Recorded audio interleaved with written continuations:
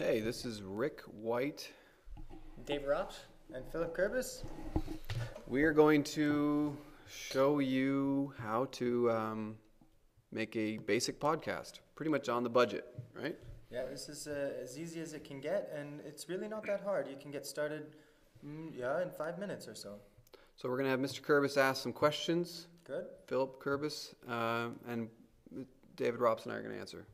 So the first thing is you're going to want a screencasting program.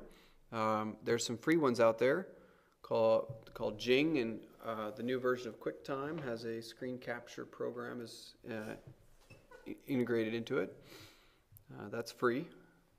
That's right. Good. So you've answered my first question without even hearing it. That was excellent. That was good. You read my mind there, Mr. Rick. Hey, there you go. So basically, you just need one of these to get started. Okay, and these are free, and I can download them. So what's next then? After I've got this, and I'm recording what's on my screen, then how do I go about the next steps?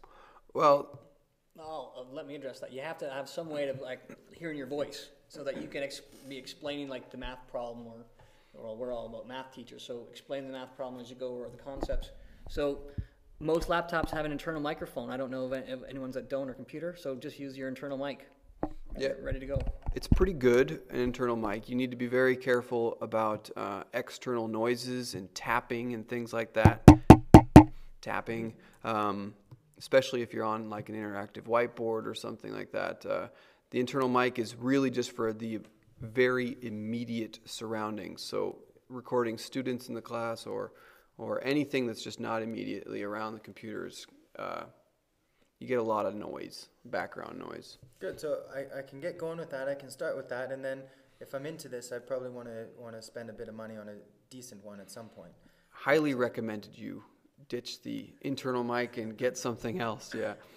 Excellent. Good. So I can record audio. I can record what's happening on the screen. Now, how do I actually get something onto the screen? Well, several ways to do that. The first would be a basic video camera. A lot of us have video cameras like DV video cameras or something with flash memory. You just put that on a tripod and away you go. I would say that that's probably the least likely scenario, especially since you've got to then transfer video files or import videos. Takes about the same time it is to watch it. It's a little bit time consuming. The second one would be a document camera, so you can just write on paper. Just point the camera straight at the math on the document camera, and usually you can record on a computer that way. Interactive whiteboard, that's pretty easy. A few of us do that. Right. David? One thing you have to be careful with interactive whiteboard though is the microphone issue. You're up. You got to talk really loud if you're using the internal microphone. Microphone again. Yeah, and also the tapping. It's sort of annoying to the students because the interactive whiteboards, they tap a lot.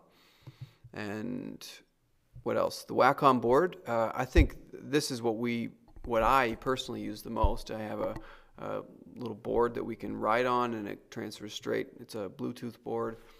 And I just sit right here, and we'll talk about that in the next podcast.